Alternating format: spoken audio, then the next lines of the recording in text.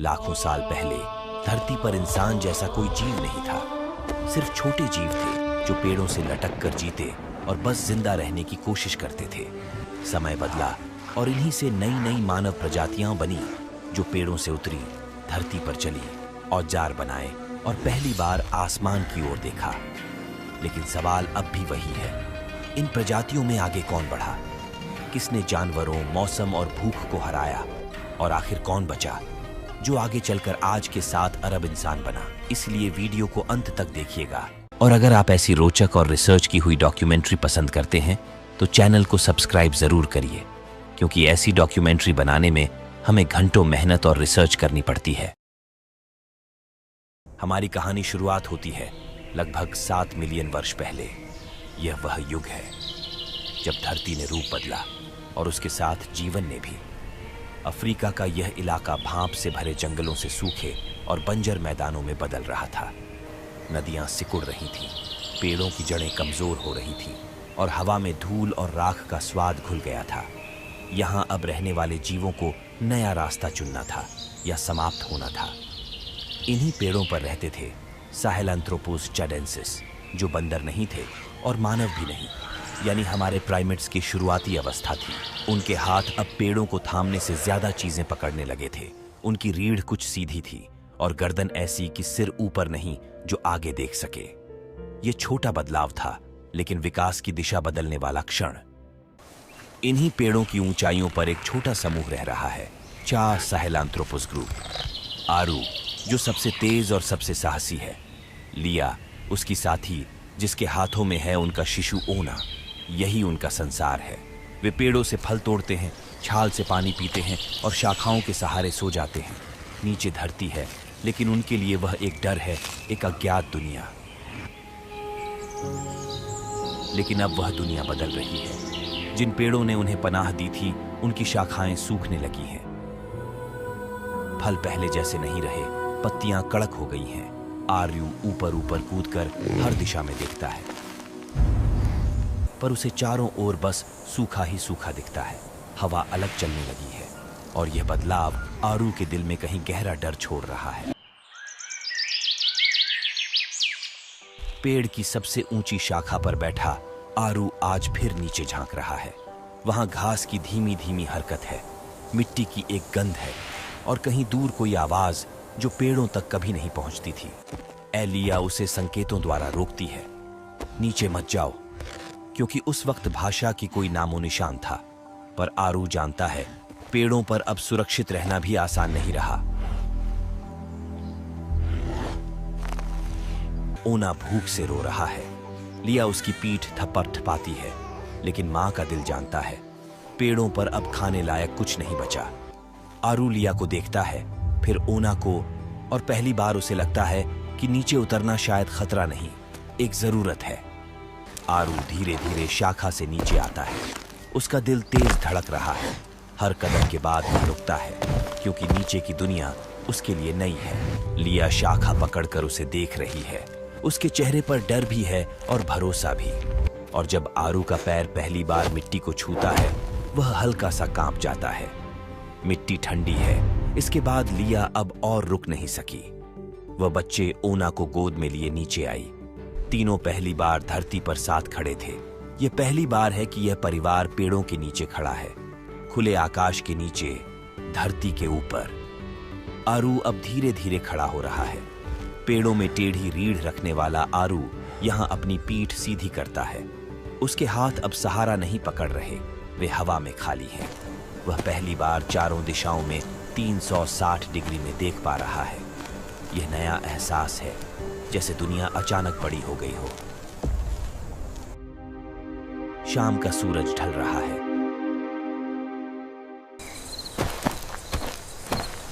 आरू पेड़ों की ओर देखता है जो कल तक उसका घर थे, पर आज दूर लग रहे हैं। लिया मुस्कुरा रही है। ओना शांत है, डर अभी भी है, पर उस डर में उम्मीद की एक हल्की रोशनी है। यह परिवार नहीं जानता कि यह छोटा सा कदम पूरी मानवता की सबसे बड़ी शुरुआत है। दोस्तों, अगर आपका भी समय आदि मानवों जैसा खराब चल रहा है तो डिस्क्रिप्शन में दिए गए लिंक से आप प्रीमियम वॉच को अच्छा सा डिस्काउंट पर बाय कर सकते हो, कम टाइम में, कम पैसों में, टाइम सही कर लो। अब वापस आते हैं कहानी पर। अब अफ्रीका बदल रहा है। जहां कभी घने पेड़ थे, अब वहां लंबे लंबे घास के मैदान फैल रहे हैं। इस बदलती धरती पर एक नई प्रजाति उभर रही है, ऑस्ट्रालोपिथेकस अफारेंसिस, जिसे वैज्ञानिक आज लूसी भी कहते हैं। यही वे जीव हैं जो पेड़ों से उतरकर पहली बार लगातार 2 पैरों पर चलना सीख रहे हैं। आरू और लिया का समय अब इतिहास बन चुका है। कई पीढ़ियां बीत चुकी हैं। उनकी संतानों से जन्मी है एक नई टोली, आफा ऑस्ट्रालोपिथेकस टोली। लगभग 20 सदस्य, पुरुष, महिलाएं, छोटे बच्चे। इन सब का जीवन अब पेड़ों और धरती दोनों के बीच बंट चुका है। इन्हें जमीन पर चलने की आदत पड़ने लगी है। पेड़ों पर अब फल कम है, शाखाएं सूखी हैं, पानी दूर मिलता है। आफा टोली के पास एक ही विकल्प बचता है, ज्यादा समय धरती पर बिताओ। इसी बदलाव का प्रमाण आज वैज्ञानिकों को इथियोपिया की डिकिका साइट पर मिलता है, जहां एफरेंसिस के पैरों के निशान बताते हैं कि वे सच में सीधा चल सकते थे। धरती पर उतरकर एफा टोली एक नई दुनिया देखती है। चलना आसान नहीं है, पैर थकते हैं, शरीर डगमगाता है, लेकिन धीरे धीरे बदलाव शुरू होता है। जब वे 2 पैरों पर खड़े होते हैं, उनके हाथ मुक्त हो जाते हैं। अब बच्चे मां की उंगली पकड़कर चलते हैं। पुरुष दूर तक देखने लगते हैं। महिलाएं फल, पत्थर और शाखाएं उठा सकती हैं। यही है बीपेडलिज्म, 2 पैरों पर चलने की कला। यह कला अब जन्म ले रही है। सुबह की रोशनी फैलती है। आफा टोली मैदानों में आगे बढ़ती है। एक मां अपनी छोटी बच्ची लीरी का हाथ पकड़े है। लीरी अपनी मां की नकल करती है, छोटे डगमगाते कदमों से 2 पैरों पर चलने की कोशिश। नेता सुमा झुंड को आगे ले जा रहा है। यह प्रजातियां जानता है कि संगठित रहने से ही अपनी अस्तित्व बचाया जा सकता है। कभी कोई गिरता है, कभी घास में छिपा पत्थर पैर को चोट देता है, पर हर गिरावट के बाद वे थोड़ा और सीधा उठते हैं। पेड़ों की दुनिया उनकी यादों में है। वहीं खेलते थे, वहीं सोते थे, पर अब पेड़ पीछे छूट रहे हैं। एफा टोली को रात झाड़ियों में बितानी पड़ती है। हवा तेज चलती है, अंधेरे में आवाजें डराती हैं, लेकिन हर सदस्य जानता है जीना है तो बदलना पड़ेगा। चलने से सिर्फ पैर नहीं बदलते, दिमाग भी बदलने लगता है। आफा टोली अब दूर तक देखती है। शिकारी कहाँ है, पानी कहाँ मिलेगा, किस दिशा में जाया जाए, ये फैसले लेने लगती है। यही फैसले दिमाग को जटिल सोच सिखाते हैं। इसी कारण अफ्रेंसिस का मस्तिष्क 450 सीसी तक पहुंच गया था। मगर 450 सीसी का क्या मतलब है? यह उनके दिमाग के आयतन को बताता है। जितने ज्यादा आयतन, उतने बुद्धिमान, यानी सोचने, समझने और कार्य करने की शक्ति बताता है, जो उसके पूर्वजों से बड़ा था। एक शाम छोटी लिरी जमीन से एक पत्थर उठाती है। वह पत्थर अपनी मां को देती है। मां उस पत्थर से सूखी शाखा तोड़ती है। ये छोटी सी हरकत आने वाले लाखों वर्षों की शुरुआत है। औजार बनाने की क्षमता, पेड़ों से शुरू हुई कहानी अब मैदानों पर चल रही है। वे न पूरी तरह जानवर हैं, न हम जैसे इंसान, पर उनके भीतर एक चीज है जो उन्हें बाकी सबसे अलग बनाती है, बदलने की हिम्मत। यही हिम्मत विकास कहलाती है। लेकिन सवाल अभी बाकी है। जब भूख बढ़ेगी, जब रातें और खतरनाक होंगी, तो आफा टोली अगला कदम क्या उठाएगा? क्या वे आग खोजेंगे? क्या वे पत्थर को औजार में बदल पाएंगे? और सबसे जरूरी, क्या सुमा अपने बच्चे कीरो को एक सुरक्षित दुनिया दे सकेगा? अब हमारी कहानी पहुंचती है आज से 24 लाख साल पहले। अफ्रीका अब पहले जैसा नहीं रहा है। यह प्लियो प्लिस्टोसीन का समय है। धरती गर्म भी है, ठंडी भी। बारिश कभी प्रचंड होती है और कभी सालों तक नहीं गिरती। घास के मैदान अंतहीन फैले हैं और इनके बीच घूम रहे हैं पृथ्वी के सबसे भयानक शिकारी, सेबर टूथ टाइगर, विशाल हाइएना और तेज तर्रार चीते। इसी उथल पुथल में जन्म हुआ है होमो हैबिलिस का, हमारी कहानी की अगली पीढ़ी। एफा टोली की वंशावली अब बदल चुकी है। उनका झुंड विकसित होकर अब एक नई जाति बन चुका है, होमो हैबिलिस। वे पहले से ज्यादा सीधा चल सकते हैं, हाथ ज्यादा चतुर है और दिमाग पुरखों से बड़ा। यह नई टोली हानो गैथरर कहलाती है। इसके सरदार हैं जुमा, शांत पर बेहद चतुर। उसकी पत्नी एला, मजबूत और बच्चों को अच्छी से पालन करने वाली। उनका 4 साल का बेटा केओए दुनिया को सीख रहा है, चलना, बोलना और डरना भी। और उनके साथ है 70 वर्ष का बूढ़ा MA का, जिसकी यादें इस समूह की सबसे बड़ी किताब है। हनो-गैथरर का सबसे बड़ा दुश्मन कोई जानवर नहीं, बल्कि भूख है। जंगल घट रहे हैं, फल और पत्ते पहले जैसे नहीं मिलते। कभी कभी पूरा झुंड 2-2 दिन बिना कुछ खाए चलना पड़ता है। भूख एक शिक्षक है, और इसी भूख ने होमो हैबिलिस को सोचने पर मजबूर किया। एक दिन ज़ूमा और नारू, जो हनो-गैथरर के एक मेंबर है और उनके साथ इस समूह के उम्रदर बूढ़े भी हैं, एक मरे हुए जानवर के पास पहुंचते हैं। गिद्ध उस पर मंडरा रहे हैं। नारू उत्सुक होकर एक पत्थर उठाता है। वह जानवर की हड्डी पर मारता है। हड्डी दरकती है, अंदर से रस और मांस बाहर आता है। यह पहली बार है जब उसने ऐसे तरीका इजाद किया जो उनके भूख मिटाने में बड़ा कारगर साबित हुआ। जब भोजन की नसीब ना होता तो ऐसे ही मरे हुए जानवरों के मांस खाया जाता था। एइला चौंकती है, पर ज़ूमा की आंखों में चमक है। यही वह क्षण है जब पत्थर से भोजन खोजने की तरीका समझ आया। लेकिन मैदानों में शिकारी हर तरफ है। सेबर टूथ टाइगर, विशाल हाइएना और रात में घूमने वाले राक्षसी जानवर। अकेला होमो हैबिलिस उनका मुकाबला नहीं कर सकता। इसलिए ज़ूमा एक नई कला विकसित करता है। झुंड में चलना, एक दूसरे को इशारे देना, पेड़ों के नीचे छोटे समूह बनाना। नारू की आंखें सरदार सूमा पर टिकी रहती हैं। वह जानना चाहता है कि डर में भी कैसे जीना है। वैज्ञानिक बताते हैं कि होमो हैबिलिस पहले जीवों में से थे जिन्होंने कोऑपरेटिव लिविंग अपनाया, यानी समूह में रहकर खतरे को हराना। ना सूमा ने संकेत बनाए। चिल्लाना मतलब खतरा, छोटे कर्कश स्वर मतलब मरा हुआ जानवर, धीमी आवाज मतलब पानी। सरदार की पत्नी एला बच्चों को अपने पास लेकर चलती है और केओए हर चीज में सीखता है। जब होमो हैबिलिस पत्थर तोड़ते हैं, रास्ते चुनते हैं, समूह का नेतृत्व करते हैं, उनका दिमाग तेजी से बढ़ता है। पुराने ऑस्ट्रालोपिथेकस का दिमाग 450 सीसी था। होमो हैबिलिस का 600 से 700 सीसी तक पहुंच चुका है, यानी दिमाग 40% बढ़ा और सोचने की क्षमता कहीं अधिक। ज़ूमा केओए को सिखाता है कैसे पत्थर तोड़ना है, कौन सा पत्थर मांस निकालता है, किस जगह शिकारी नहीं आता। एक रात हाइएना हमला करते हैं। पूरा झुंड चीख कर पेड़ों की ओर भागता है। एला कुआ को छाती से चिपटाती है। ज़ूमा पीछे खड़ा है, पत्थर उठाया हुआ, चेहरा डर से कांपता है, लेकिन कदम 1 इंच पीछे नहीं जाता। हाइएना हट जाती है।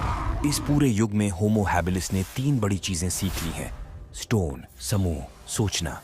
ये तीनों मिलकर मानवता की अगली छलांग तैयार कर चुके हैं। केओए पत्थर हाथ में लेकर बैठा है। वह उसे तोड़ रहा है, धीरे, ध्यान से। उसकी आंखों में चमक है। वह कुछ खोज रहा है, कुछ बनने वाला है। लेकिन उन्हें अभी पता नहीं, पत्थर केवल पहला औजार है। आगे एक ऐसी शक्ति उनका इंतजार कर रही है जो रात को दिन बना देगी, जो अंधेरों को मिटा देगी और इंसान को धरती का स्वामी बना देगी। आग ये कैसे आई? किसने इसे पहली बार पकड़ा? और उसके बाद क्या बदला? अब हम समय की उस तहरीज पर पहुंच चुके हैं जब लगभग 19 लाख साल पहले धरती फिर बदल रही है। अफ्रीका की गर्म हवाएं तेज हो चुकी हैं, जंगल पीछे हट रहे हैं और बीच बीच में फैले हुए विशाल घास के मैदान अब जीवन का नया मंच बन चुके हैं। इन्हीं मैदानों में उभरती है एक नई प्रजाति, होमो इरेक्टस। पहले से लंबी, तेज और सीधी चाल वाली। ये सिर्फ चलने वाले नहीं, बल्कि सोचने वाले जीव हैं। पूर्वी अफ्रीका के इन मैदानों में एक छोटा सा समूह रह रहा है, जिसमें 15 से ज्यादा सदस्य हैं। कोई बूढ़ा है जो मौसम पहचान लेता है, कुछ नौजवान हैं जो तेज दौड़ते हैं, कुछ महिलाएं हैं जो बच्चों को संभालती हैं और कुछ छोटे बच्चे हैं जो हर चीज को उत्सुकता से देखते हैं। यह समूह ही उनका परिवार है, एक साथ चलना, एक साथ लड़ना और एक साथ जीना। मौसम अब पहले जैसा नहीं रहा। कभी गर्मी इतनी कि हवा भी झुलस जाए, कभी अचानक ठंडी लहरें। पानी मिलना कठिन है। यह समूह रोज 20 से 30 किलोमीटर चल रहा है, सिर्फ एक तालाब की तलाश में। बच्चे थक गए हैं, बुजुर्ग धीमे हो चुके हैं, पर पूरी टोली रुकती नहीं, क्योंकि रुकने का मतलब है मर जाना। और अंततः तालाब के पास पहुंचकर समूह प्यास को तृप्त किया। दूसरी चुनौती, शिकारी। मैदानों में घूम रहे हैं प्राचीन शेर, चीते, विशाल हाइएना और सबसे खतरनाक सेबर टूथ कैट्स। ये समूह जानता है कि रात उनका समय है, इसलिए सभी लोग एक गोले में बैठते हैं, बच्चे बीच में और जवान चारों तरफ। हवा में डर है, लेकिन एकता उतनी ही मजबूत है। भोजन अब पेड़ों पर नहीं मिलता। मैदानों में केवल कड़े बीज, सूखी जड़ें या कहीं दूर मरा हुआ जानवर। इसी संघर्ष ने इस समूह के हाथों में एक नई शक्ति दी, पत्थर के औजार। वे पत्थरों को आपस में मारकर तेज धार वाले टुकड़े बनाते हैं। इन्हें वैज्ञानिक ऑल्डोवान टूल्स कहते हैं। ये तेज हैं, हल्के हैं और भूख के खिलाफ उनकी पहली जीत है। तंजानिया की ऑल्डोवे गैज साइट इन औजारों का असली सबूत है। यह दिखाता है होमो इरेक्टस केवल जीवित नहीं रहा, बल्कि समझदार भी हुआ। एक शाम अचानक हवा गर्म हो जाती है, दूर जंगल में बिजली गिरती है और आग की लपटें उठने लगती हैं। बैठे समूह घबरा जाता है। उन्होंने ऐसा दृश्य कभी नहीं देखा था। हवा में धुआं, पत्तों की गंध और आग की सुनहरी रोशनी। वे दूर से खड़े होकर देखते हैं और सोचते कि क्या यह देवताओं के प्रकोप के परिणाम है। डरते भी हैं, पर मोहित भी हैं। सप्ताहों बाद जब वही जगह ठंडी हो जाती है, समूह वहां पहुंचता है। राख में धधकते हुए छोटे छोटे लाल अंगारे मिलते हैं। समूह सावधानी से उन्हें इकट्ठा करता है। वे सूखी घास डालते हैं और हवा से उसे फूंकते हैं। अचानक फिर से चिंगारी उठती है। यह पहला क्षण है जब उन्होंने आग को समझा। यही वह शक्ति है जो इस प्रजाति को खूंखार भरे जानवरों के बीच और ठंडे जलवायु में गर्मी देकर जीवित रखने में मदद करती है।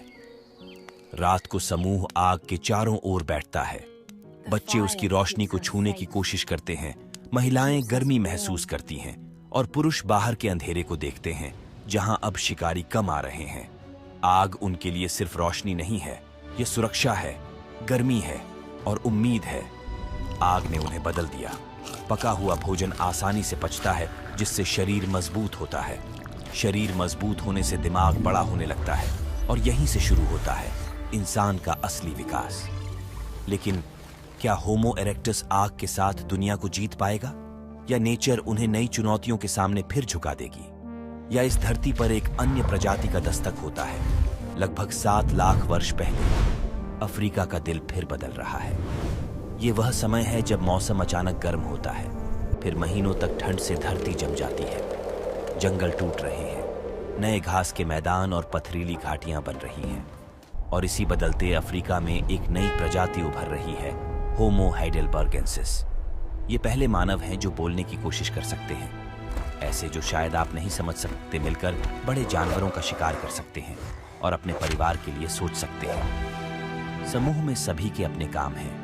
कुछ बच्चे जो सीख रहे हैं, कुछ युवा जो दौड़ने में तेज हैं, कुछ महिलाएं जो भोजन इकट्ठा करती हैं, और कुछ बुजुर्ग जो मौसम, रास्ते और शिकारियों की चेतावनी जानते हैं।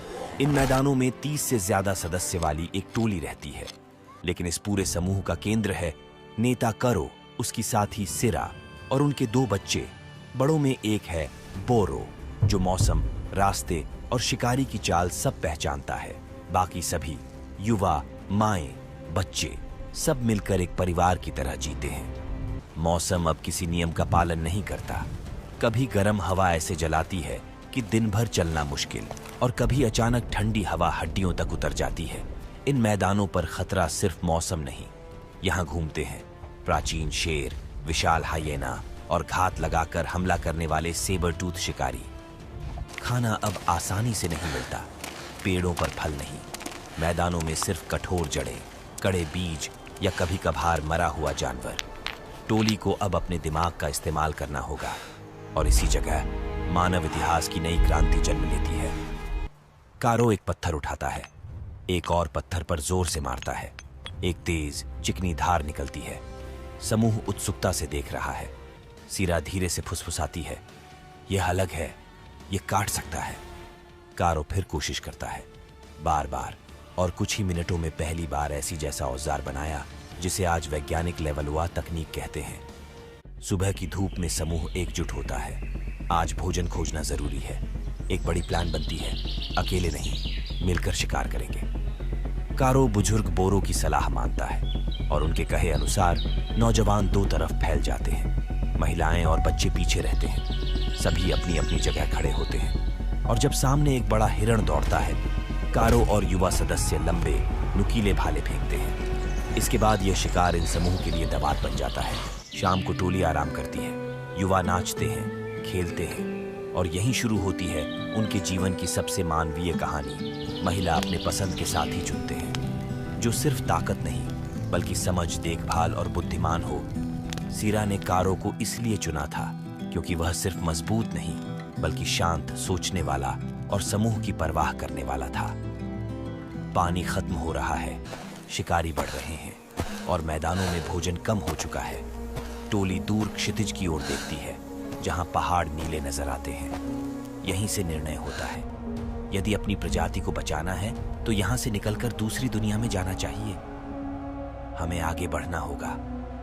यह पहला बड़ा प्रवास है जो आगे जाकर दो राहें बनाएगा। कुछ लाख वर्षों बाद इन्हीं मार्गों पर चलते हुए इस प्रजाति की एक शाखा यूरोप पहुंचेगी जो निएंडरथॉल्स बनेगी, और एक शाखा अफ्रीका में रहेगी जो आगे चलकर बनेगी हम यानी सेपियंस। पर अभी ये टोली बस आगे बढ़ रही है अपने बच्चों के लिए, अपने भविष्य के लिए। लेकिन सवाल यह है, जब ये टोली अफ्रीका से बाहर कदम रखेगी तो दुनिया कैसी होगी और क्या वे उस नई दुनिया में टिक पाएंगे? यही जानने के लिए कहानी आगे बढ़ती है।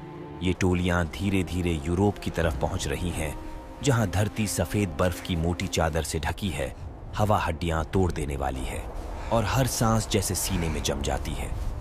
इसी कठोर दुनिया में जन्म लेती है एक नई प्रजाति, निएंडरथॉल्स। उनके सामने है एक ऐसी धरती जो अफ्रीका से बिल्कुल उलट है। यहाँ हवा काटती है, बर्फ में पैर गाड़कर चलना पड़ता है और सूरज भी जैसे आधी रोशनी में जीता हो। ऐसे माहौल में रहने के लिए उनका शरीर बदल चुका है, छाती चौड़ी, हाथ ताकतवर और हड्डियां मोटी, ताकि ठंड उन्हें तोड़ न सके। यूरोप के एक सफेद मैदान में एक बड़ा समूह आगे बढ़ रहा है, लगभग 50 लोग। कोई बच्चा है जो ठंड से कांपता है, कोई युवा है जो दूसरों को सहारा देता है, और सरदार जो आगे आगे चलकर हर रास्ते की जांच करता है। ये टोली असली परिवार है, साथ चलना ही इनका जीवन है। एक रात ठंड बहुत बढ़ जाती है। हवा ऐसी चल रही है जैसे किसी ने चाकू हवा में फेंक दिया हो। सरदार का छोटा बच्चा उसकी गोद में कांपते कांपते धीरे धीरे सो जाता है और फिर हमेशा के लिए शांत हो जाता है। सरदार कुछ बोल नहीं पाता, बस बच्चे को अपने सीने से लगाकर ठंडी जमीन पर बैठ जाता है।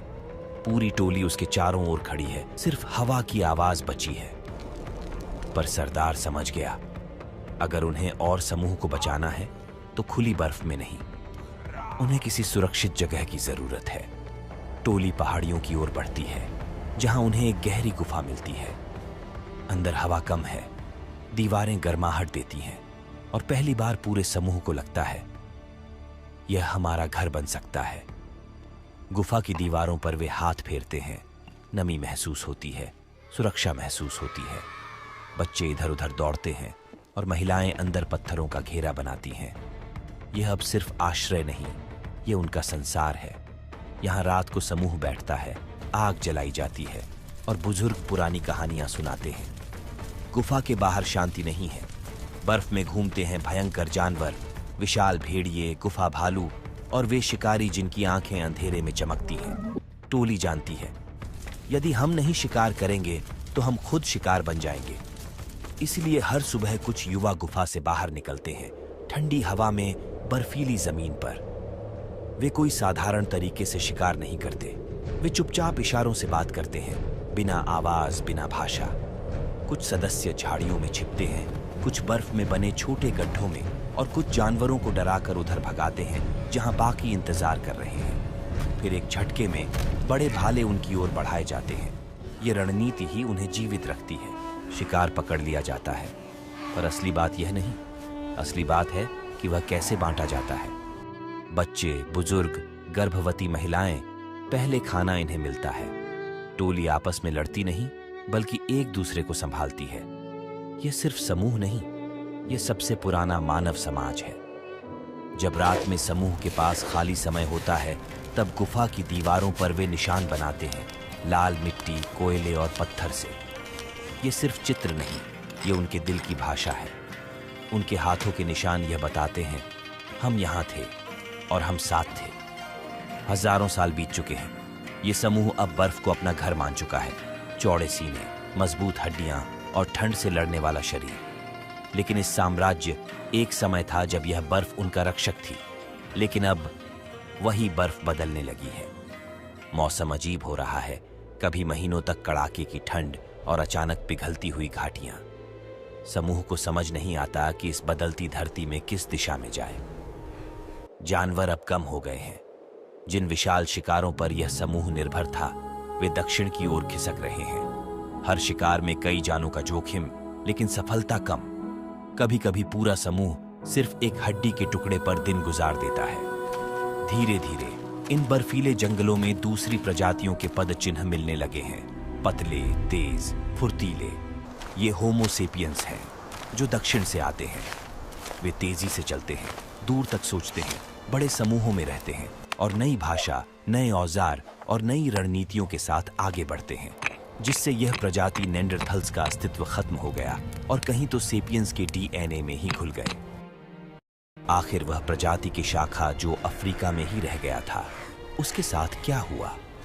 क्या उन्होंने चुनौतियों से सामना करने के लिए खुद का बदलाव किया, या वह भी निएंडरथाल्स जैसे सदा के लिए विनाश हो गया? अब बढ़ते हैं अपनी कहानी के उस अंतिम पड़ाव की ओर। करीब आज से 3 लाख साल पहले अफ्रीका की धरती पर उदय हुआ एक नई प्रजाति होमो सेपियंस की, जहां इस प्रजाति ने खुद साबित कर दिया कि अगर जिंदा रहने की जिद हो दिल में, तो हर चुनौती को जीत में बदला जा सकता है। पूर्वी अफ्रीका के घास के मैदानों में एक बड़ा परिवार आगे बढ़ रहा है, मनु समूह। करीब 50 सदस्य, कुछ जवान, कुछ बूढ़े, कुछ छोटे बच्चे जो चीजों को आश्चर्य से देखते हैं, और कुछ स्त्रियां जो आने वाली पीढ़ियों को संभाल रही हैं। यह समूह ही उनकी दुनिया है, उनका घर, उनकी सुरक्षा, उनकी पहचान। मनु समूह एक नदी के किनारे पहुंचता है। बहता पानी, मछलियां, ऊपर उड़ते पक्षी और पेड़ों की छाया। वे थक चुके हैं, भटकना अब और नहीं। पहली बार वे निर्णय लेते हैं, यहीं रुकेंगे। बुजुर्ग अपनी भाषा में कहते हैं, जहां पानी है वहीं जीवन है। पुरुष लकड़ियां जमा करते हैं, महिलाएं घास तोड़ती हैं, युवा पत्थर लाकर जमीन समतल करते हैं। धीरे धीरे एक गोलाकार छाया बनती है, टहनियों से ढका हुआ, अंदर सूखी घास बिछी हुई। यही है मानव इतिहास का पहला घर, एक परमानेंट आश्रय का शुरुआत। अब असली सवाल शुरू होते हैं। अगर मनु समूह यहीं रुक गया, तो आगे क्या हुआ होगा? क्या उन्होंने हर दिन भटकने और शिकार करने की जगह पहली बार खाने की चीजें उगाने का तरीका खोज लिया? क्या सच में होमो सेपियंस ने इन छोटे टेम्पररी घरों से आगे बढ़कर पहले गांव बनाए और फिर पूरी सभ्यता की नींव रखी? क्या इन्हीं लोगों ने पहली कला बनाई, पहली कहानियां कही, पहली पूजा की और इंसान को इंसान बनाने वाले नियम खोजे? तो कमेंट में जरूर लिखिए। पार्ट 2 होमो सेपियंस। और हाँ भाई, आप ये वीडियो कहाँ से देख रहे हैं और आपके पूर्वज किस इलाके से आए होंगे, यह भी हमें जरूर बताइए।